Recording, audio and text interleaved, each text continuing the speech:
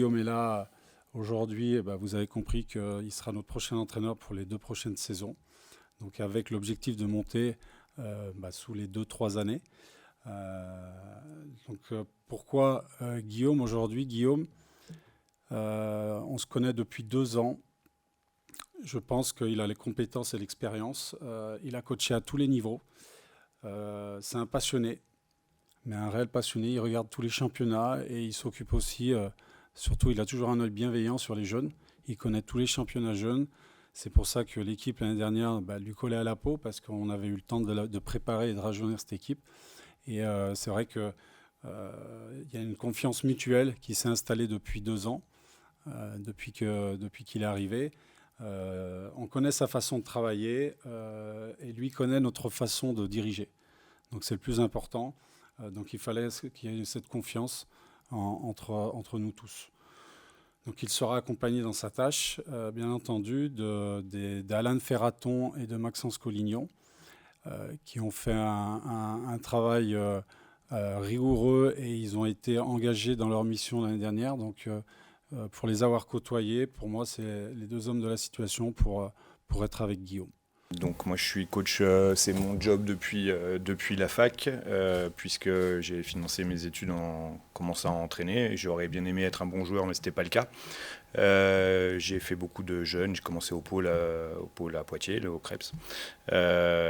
Ensuite je suis passé à Aix-Maurienne, Cadet France, Espoir, puis Roanne, championnat Espoir également, Espoir Pro pour le coup.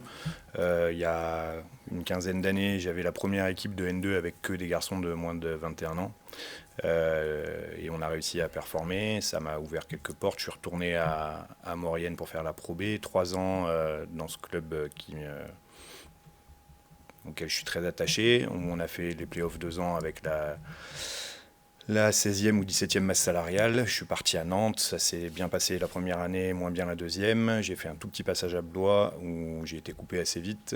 J'en ai profité pour faire 2 ans dans une agence internationale avec du scouting pour la NBA, l'Euroleague et les centres de formation de l'extérieur vers la France, de la France vers la NBA ou l'Euroleague.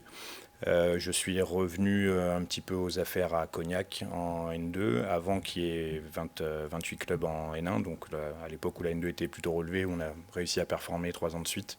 J'ai ensuite rejoint Freddy Fautou à Levallois. Freddy Fautou et Sacha Giffa en Jeep Elite en ayant un regard en tant que directeur du centre de formation. Et puis Roanne avec Monsieur Choulet pendant 3 ans. Et puis je suis arrivé ensuite ici. Donc j'ai couvert beaucoup de championnats différents. Je me suis toujours intéressé à ce qui se faisait ici et ailleurs, à très haut niveau et en dessous, en ayant toujours l'envie d'apprendre et puis après de transmettre aux joueurs que j'avais la chance d'avoir. Voilà. Concernant le projet ici, je suis très content qu'on me laisse cette opportunité. Je suis content d'avoir eu entre guillemets la chance d'être à Andrézieux au moment où les 2 clubs se sont rapprochés. Sans forcément... moi, quand je suis arrivé à Andrézieux, c'était plutôt pour monter avec Andrézieux. Et puis, je trouve que c'est très, très pertinent d'avoir, plutôt que d'avoir 2 clubs de Pro B sur l'agglo qui se tirent la bourre, d'avoir un seul vrai club pour un territoire. Et je suis très content d'arriver dans le bon timing et qu'on me laisse cette chance-là. Peut-être une question pour Cyril. Est-ce qu'on peut dire que c'était juste une évidence, ce choix de Guillaume aujourd'hui ? C'est une évidence quand vous connaissez le personnage, quand vous connaissez ses qualités techniques et puis ses qualités d'entraîneur, tout simplement. Donc pourquoi aller chercher ailleurs ce qu'on a chez soi? Et puis Guillaume, je l'ai fait venir il y a 2 ans pour le projet ABLS. Donc c'était une suite logique à partir du moment où en plus on sort de 2 saisons extraordinaires et puis qu'avec la direction, comme je l'ai dit tout à l'heure, on se connaît, on sait se dire les choses et on avance. Donc pour eux, c'était une évidence. Ouais. Une question pour Cyril également. Est-ce que c'est un choix qui marque ce choix de vouloir mettre l'accent sur la jeunesse et la formation au SCAB ? Alors, vous n'êtes pas sans savoir que depuis, on passe un été compliqué et différent des autres étés avec la vague de départ des jeunes qui vont vers les États-Unis. Donc on sait qu'aujourd'hui, le système est un peu remis en question, mais il est évident qu'on aura toujours dans l'effectif des jeunes parce que c'est Je pense que Guillaume pourra en parler, hein. C'est plus facile d'en faire ce que vous voulez et puis d'atteindre des objectifs avec des gamins qui veulent y aller. C'est toujours plus simple aussi. Donc oui, il y aura des jeunes, mais pas que. Pas que. Ça sera un mix, mais ça, je laisserai bien Guillaume expliquer comment il voit les choses sur son effectif. Moi, ce que je veux, c'est des garçons qui ont des qualités, avec une marge de progression et une ouverture d'esprit ou d'expérience qui leur permet de s'intégrer dans le projet, de continuer à vouloir avancer, à évoluer. Et donc ça, très souvent, ça se retrouve chez les jeunes joueurs. Mais pas que. Et puis, pour encadrer ces jeunes joueurs, c'est bien d'avoir aussi des garçons qui ont de l'expérience. Cependant, je pense que l'expérience, souvent, c'est l'aboutissement d'un apprentissage. Et on n'est pas obligé de prendre 10 ans pour apprendre. On peut apprendre plus vite, plus tôt, différemment. Du coup, comme j'ai un peu une âme de pédago parfois, je me dis que quelqu'un de très déterminé, avec une tête bien faite et qui a envie de jouer au basket et les qualités athlétiques pour le faire, il peut apprendre parfois plus vite que d'autres qui sont là depuis longtemps. Et du coup, moi j'ai plutôt intérêt à prendre ces gens-là. Alors ça amène plus de jeunes joueurs dans un effectif. Mais de la même façon que je ne regarde pas le passeport du joueur ou le salaire du joueur au moment où il produit quelque chose sur le terrain, je ne regarde pas son âge. Donc voilà. Ça ouvre des opportunités pour des jeunes joueurs, mais parce que justement, je les considère tous pareils. Sur les objectifs, on a évoqué l'objectif monté sous 2-3 ans. Ça veut dire qu'on se laisse un petit peu de temps. Alors 2-3 ans, ça va vite, évidemment. Mais est-ce que cet objectif est voulu, souhaité le plus rapidement possible ? Si ça se présente, après, on veut lutter avec les meilleurs. Voilà. En gros, c'est luttons avec les meilleurs, et puis après, ça reste du sport. Ça tourne du bon côté, mais au moins lutter avec les meilleurs. Ce qu'on aurait voulu vivre un peu cette année, en luttant il y a eu une lutte à 3, on aimerait la vivre. Voilà. Après, ça restera du sport. Mais on veut être dans le groupe du haut, et quand ça tournera, ça tournera.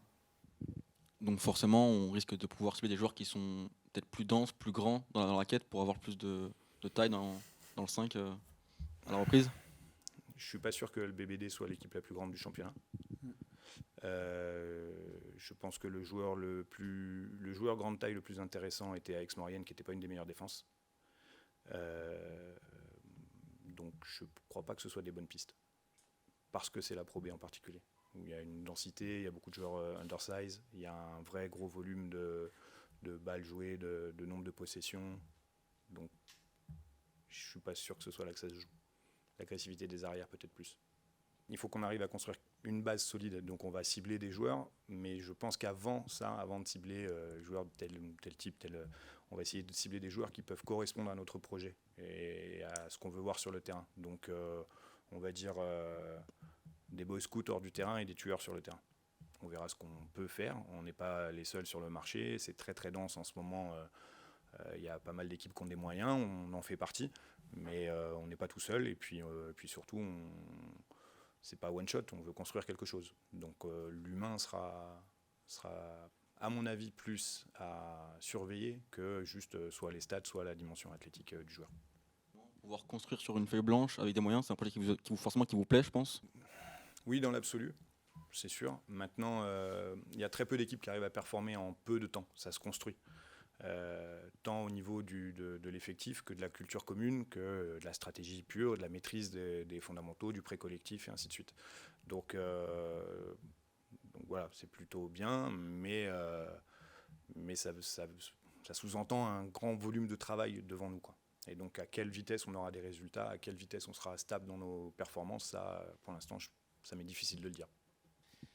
En venant de la N1, d'Andrézieux, quel rapport vous souhaitez avoir au quotidien avec la N1, avec cette jeunesse qui sera plus importante, peut-être plus prononcée encore que par le passé ? Vous vous doutez bien que je viens de passer 2 très belles années à Andrézieux, avec des bénévoles, des dirigeants, des spectateurs, donc je reste très attaché à cette partie-là du club, parce que c'est le même club. Et l'équipe en particulier, il va quand même rester 6 joueurs que j'aurai entraînés.